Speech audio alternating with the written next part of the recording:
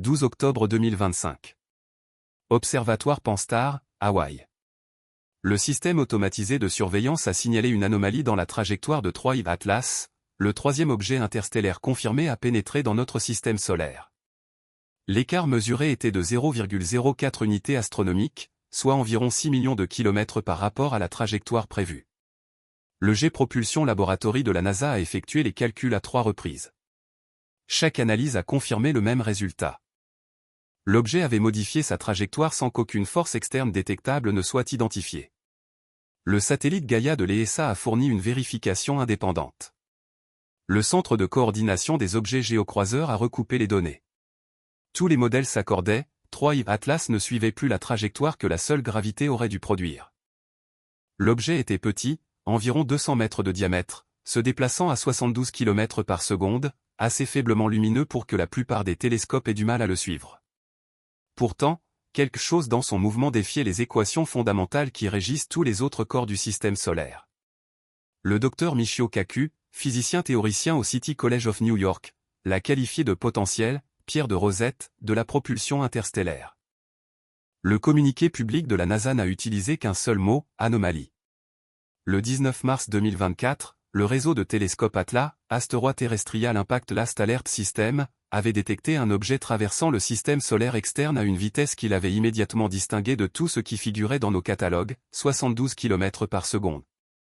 Ce chiffre est important.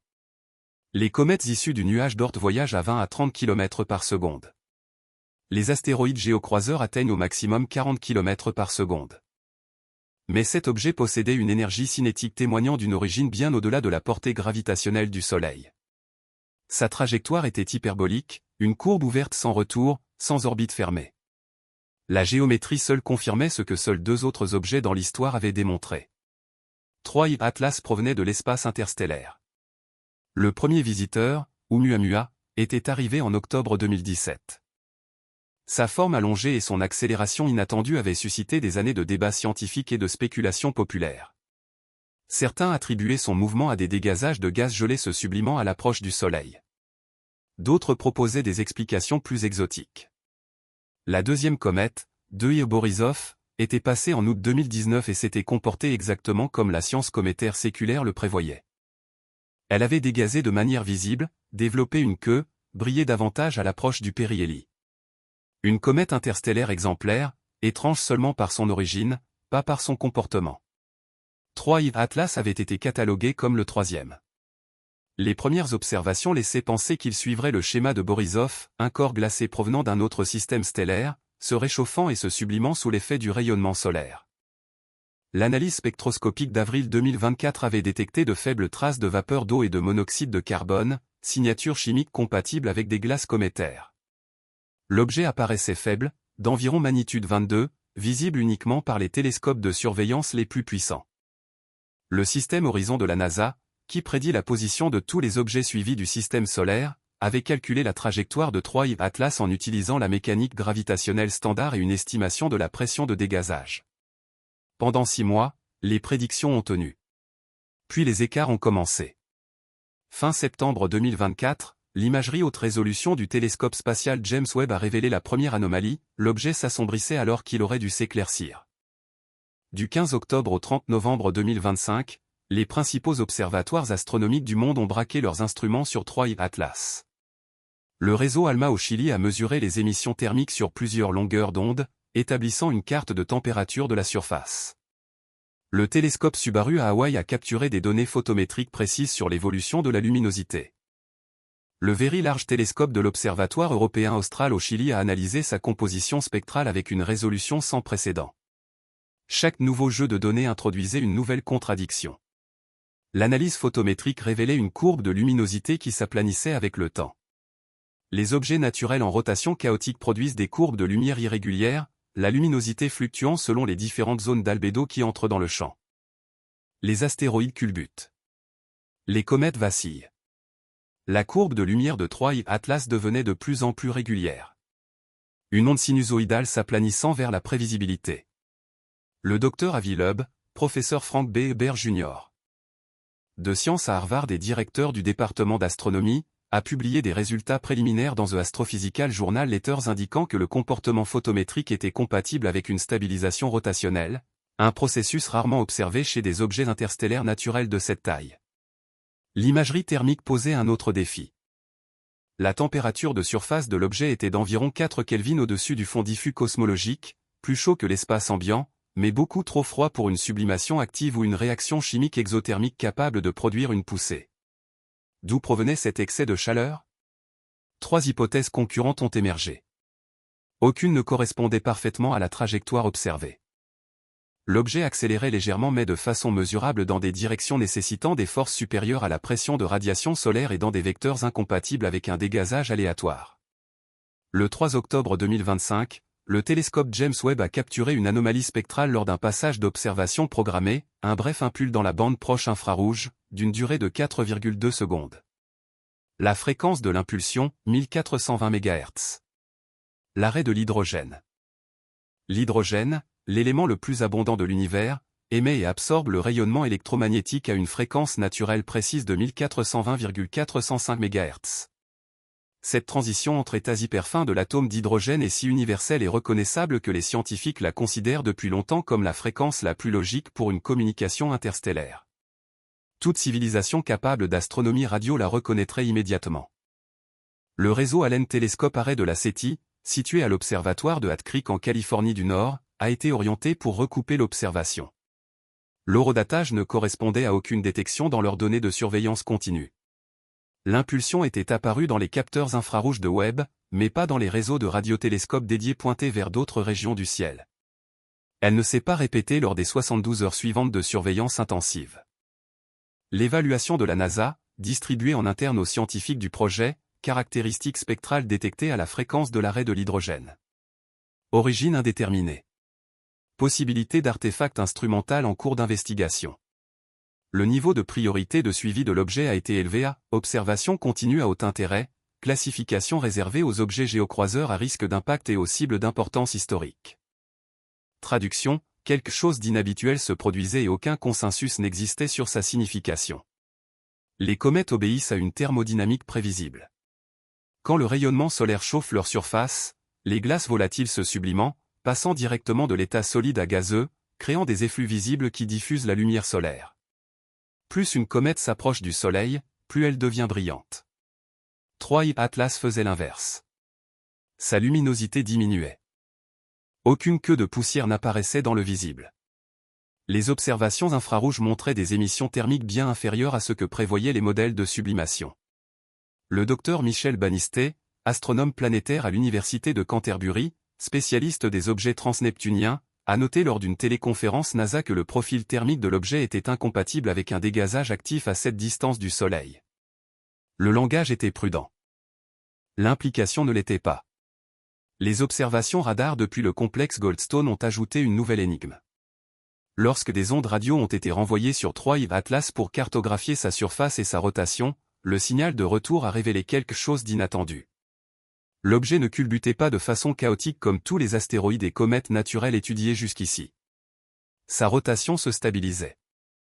Les corps naturels façonnés par les collisions et le chaos gravitationnel tournent de façon irrégulière, leurs axes de rotation vacillent, leurs vitesses angulaires fluctuent au gré des distributions de masse asymétriques interagissant avec la pression de radiation solaire et les contraintes internes. 3 Atlas égalisait progressivement sa rotation, réduisant son vacillement comme s'il corrigeait un déséquilibre. Les données étaient subtiles mais cohérentes sur plusieurs fenêtres d'observation. Le Dr Paul Choda, directeur du Centre d'études des objets géocroiseurs de la NASA, a écrit plus tard dans un rapport de mission que le comportement rotationnel était atypique pour des objets de cette taille et de cette composition selon les connaissances actuelles. Le langage, encore une fois, était diplomatique. Début octobre 2025, les modèles de prédiction orbitale du JPL, recalculés toutes les 6 heures avec les dernières données télémétriques, ont commencé à montrer des vecteurs d'accélération qui ne collaient plus. La pression de radiation solaire exerce une force mesurable sur les objets dans l'espace. Les photons portent une quantité de mouvement, lorsqu'ils se réfléchissent sur une surface, ils la transmettent à l'objet. Pour les corps légers à fort rapport surface à masse, cette pression peut modifier sensiblement les trajectoires. Les modèles de la NASA en tenaient compte. Ils tenaient également compte des perturbations gravitationnelles de Jupiter, Saturne et du Soleil. Ils incluaient des estimations de dégazage asymétrique ou des jets directionnels de gaz sublimés pouvant créer de petites forces de poussée. Si la composition de l'objet était hétérogène, avec des concentrations de glace volatiles inégalement réparties, le dégazage pouvait se produire par rafales directionnelles plutôt qu'uniformes. Cela créerait de petites forces de type fusée pointant dans des directions spécifiques. La mission Rosetta sur la comète 67P Churyumov-Gerasimenko avait précisément documenté ce comportement. Des jets de gaz et de poussière jaillissaient de certaines zones de surface lorsque le rayonnement solaire chauffait des poches localisées de glace, créant des forces mesurables qui modifiaient la rotation et la trajectoire de la comète. Le modèle collait à une partie des données. Les écarts de trajectoire étaient assez faibles pour être compatibles avec des forces de dégazage, et l'absence de queue de poussière visible pouvait s'expliquer si le dégazage était principalement composé de gaz transparent plutôt que de particules de poussière réfléchissantes. Mais les observations thermiques ne montraient aucun point chaud, aucune région localisée de température élevée où la sublimation active aurait dû se concentrer. Le profil thermique de l'objet était remarquablement uniforme. Si 3IV Atlas n'était pas un corps solide monolithique, mais un agrégat faiblement lié, un tas de débris maintenu par une faible gravité propre, ou même une feuille mince de matériaux à très faible densité, alors la pression de radiation solaire pouvait exercer une force disproportionnée. Le concept n'était pas inédit. Les scientifiques avaient proposé d'utiliser des voiles solaires ou des feuilles ultraminces réfléchissantes pour les voyages interstellaires précisément parce que la pression photonique, bien que faible, s'accumule sur le temps et la distance sans nécessité de carburant.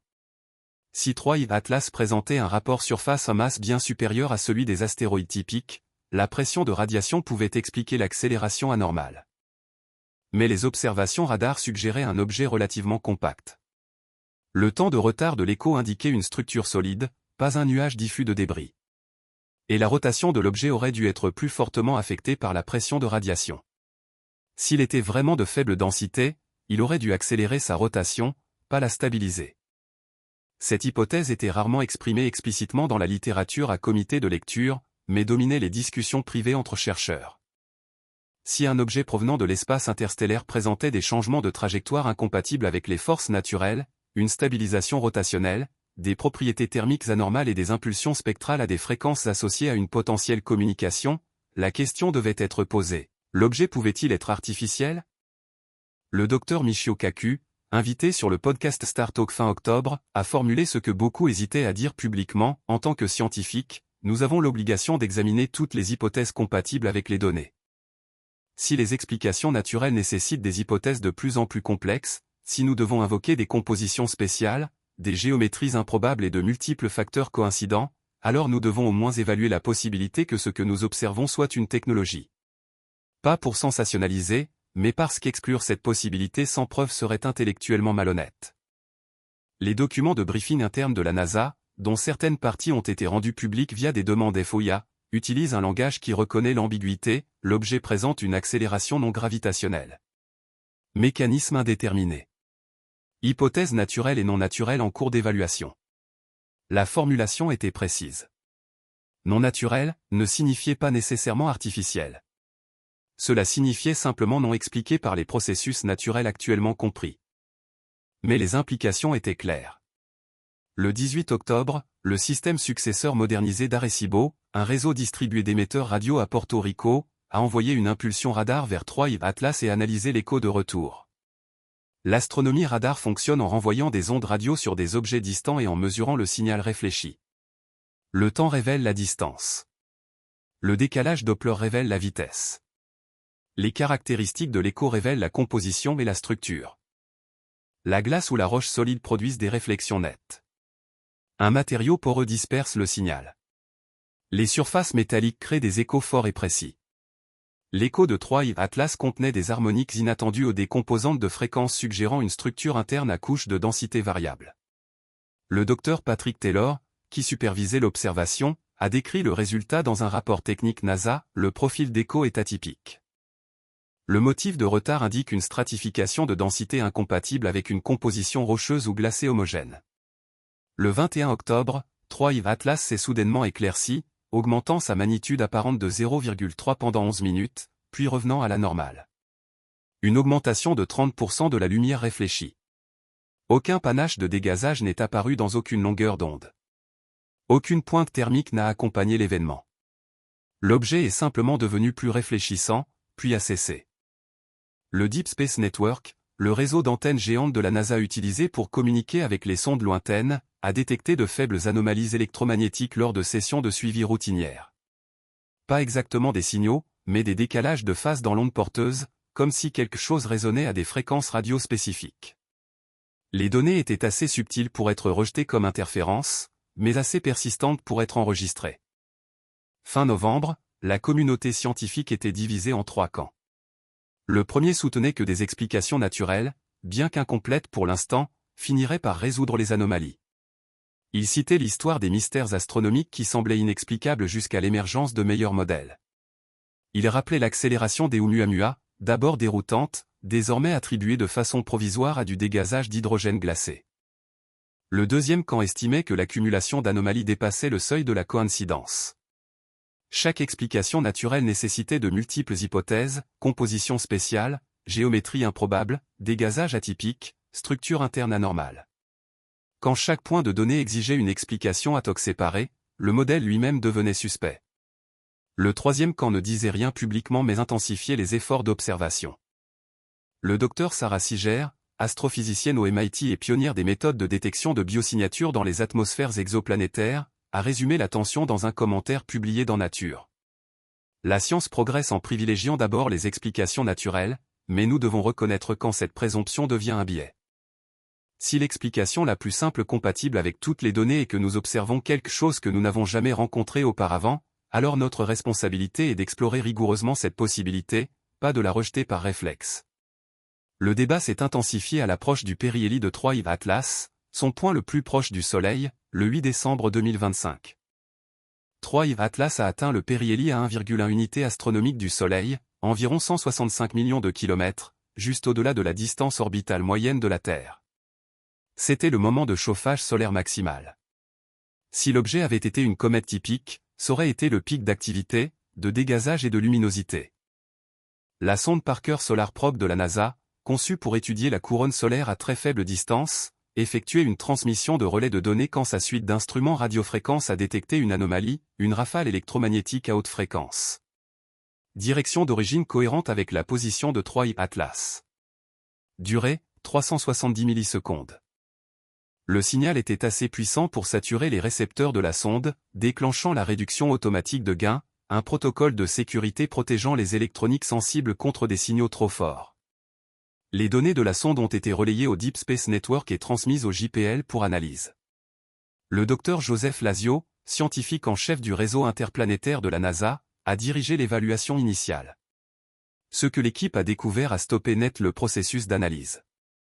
Les rafales contenaient une structure, pas du bruit aléatoire, pas le chaos statique des émissions radio naturelles de flares solaires ou d'interactions magnétosphériques, un motif.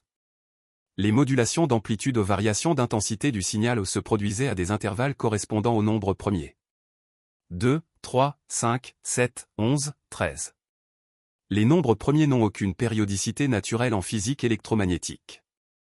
Les pulsars émettent des signaux rythmiques, mais leur timing reflète des taux de rotation et des structures de champs magnétiques ou des phénomènes physiques. Les magnétars produisent des rafales, mais leur distribution de fréquences suit des lois de puissance déterminées par la physique de la reconnexion magnétique. Les séquences de nombres premiers sont des constructions abstraites mathématiques qui n'ont aucune manifestation physique inhérente.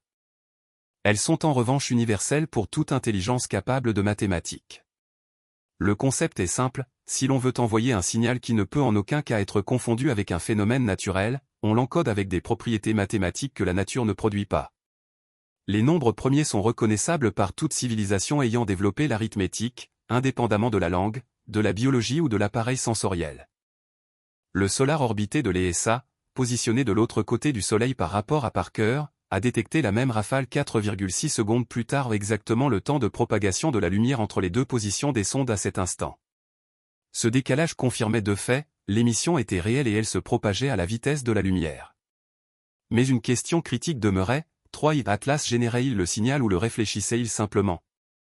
Le docteur Andrew Siemion, investigateur principal de Breakthrough Glisten, le programme SETI le plus complet jamais entrepris, a analysé les caractéristiques spectrales.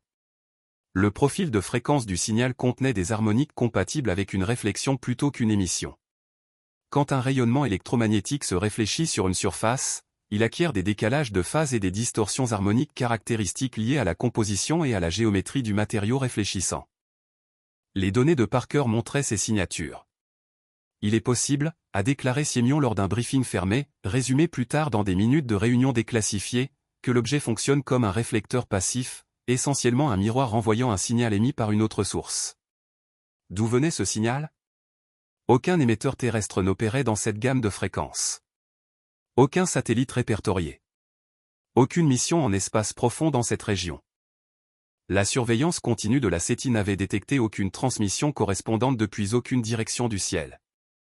Si 3 IV Atlas réfléchissait un signal, la source restait non identifiée.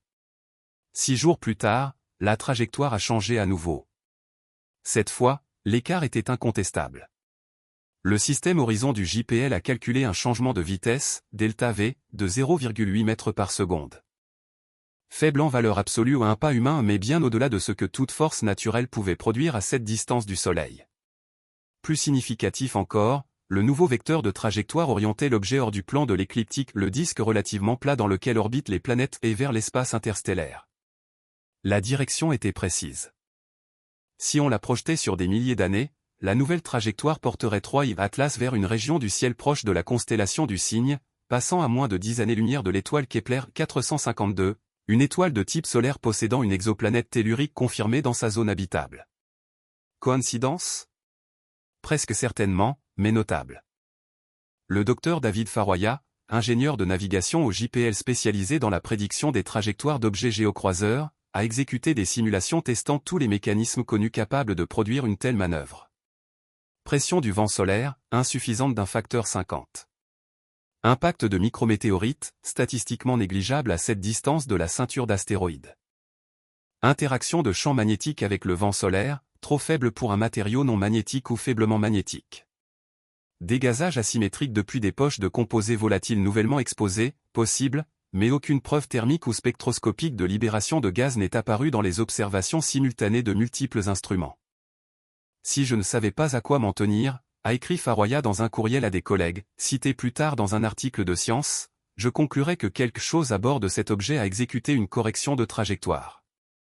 Le communiqué public de la NASA du 15 décembre décrivait l'événement comme une anomalie de trajectoire nécessitant une analyse plus approfondie pour déterminer les facteurs contributifs. En privé, les scientifiques seniors de la mission reconnaissaient que le langage avait été choisi pour son ambiguïté. Un chercheur, s'exprimant sous couvert d'anonymat pour le New York Times, a déclaré simplement « Nous ne pouvons pas dire que c'est artificiel parce que nous ne pouvons pas le prouver. » Mais toutes les explications naturelles que nous avons testées nécessitent des hypothèses individuellement plausibles mais collectivement improbables. Le 20 février 2026, 3 IV Atlas a franchi l'orbite de Mars, s'éloignant à 71,4 km par seconde. Sa trajectoire l'emportait désormais définitivement loin du Soleil, accélérant à mesure que la gravité du système solaire faiblissait avec la distance. D'ici mi-2026, il dépasserait l'orbite de Jupiter. Dans 5 ans, il franchirait l'héliopause, la frontière où le vent solaire cède la place à l'espace interstellaire. Dans un siècle, il serait à des années-lumière, se dirigeant vers une région de la galaxie que l'humanité n'atteindra pas avant des millénaires. Tous les grands observatoires capables de suivre des objets faibles l'ont accompagné aussi longtemps que les instruments l'ont permis. Fin mars, 3 IV Atlas avait pâli jusqu'à la magnitude 26, détectable seulement par les plus grands télescopes au sol dans des conditions atmosphériques parfaites et par les observatoires spatiaux avec de longues pauses. L'archive de données restait active. Des milliers de fichiers collectés par le JPL, le télescope James Webb, la mission Gaia de l'ESA, ALMA, Subaru, le VLT, les observatoires SETI et des groupes de recherche universitaires du monde entier continuaient de circuler dans les pipelines d'analyse. Des articles à comité de lecture paraissaient à un rythme régulier ou des dizaines publiés, des dizaines en révision. Le docteur Michel Bannisté a co-signé une étude dans The Astrophysical Journal proposant que 3 IV Atlas soit un fragment éjecté d'un système planétaire lors d'une collision catastrophique, peut-être 2 corps glacés se brisant lors d'un impact à haute vitesse il y a des milliards d'années.